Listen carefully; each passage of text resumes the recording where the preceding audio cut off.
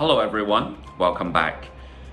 In the previous episode, we talked about how to improve the readability from your sentences to your paragraphs. Now we're going to continue with that, but with just a little bit more tips so that you have a varied style of writing your manuscript. Now, remember how we talked about the stress position, which is the end of a sentence, will lead you to the topic position of the next sentence. So which means that the end of this sentence will link up with the beginning of the next sentence.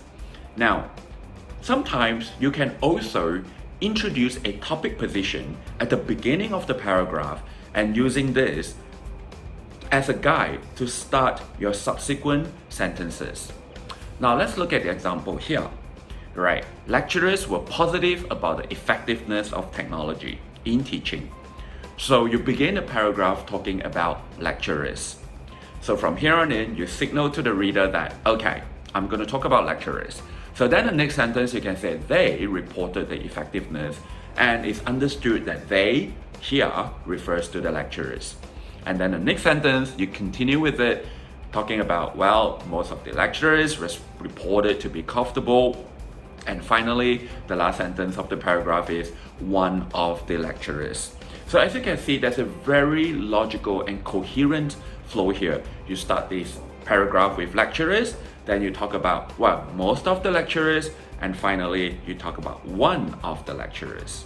Now, another way to signal your reader that you want to continue with a certain idea, and again, guide them along in the paragraph, is to actually use the stress position, which is to recall the end of a sentence, to introduce the topic of not only the next sentence, but of the next few sentences.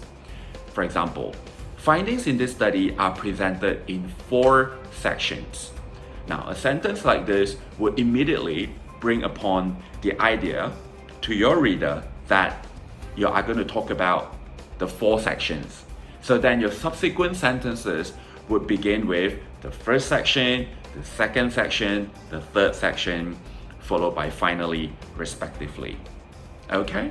And also, to connect sentences together, some of the ways to do it, apart from having stress and topic, is that you can use logical connectors. Basically, connecting the sentences to form a relationship between them so that your sentences do not appear to be disjointed or just randomly inserted.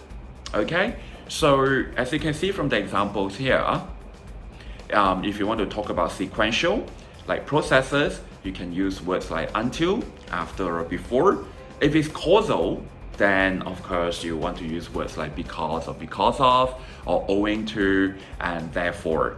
Alright, if it's adversative, you can say although, even though, to present an argument. And if it's conditional, then you want to use words like if, unless, whether, so that your reader would know that, okay, this can only happen if a certain condition is fulfilled. And again, from a previous episode, I mentioned that try as much as possible to keep your sentences short and concise, to recall 15 to 20 words as a general rule of thumb.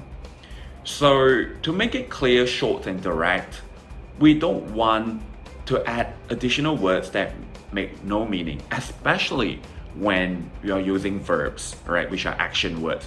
Don't hide nouns within the verbs, because the verb in itself is active, is direct, is easy to understand.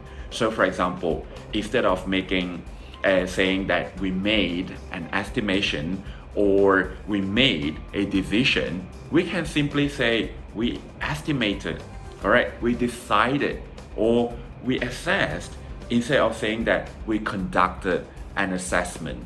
Alright, so you can see, for example, estimate itself is really a verb, it's an action. You don't need to make a noun, like we make an action. An action is an action, you just perform it. English is such a way that one word can comprise lots of meaning in it. So try to harness that and try to use it to your benefit. Alright, I hope these little tips will help you to write really flowy yet concise sentences that will contribute to writing an interesting and engaging manuscript. Thank you.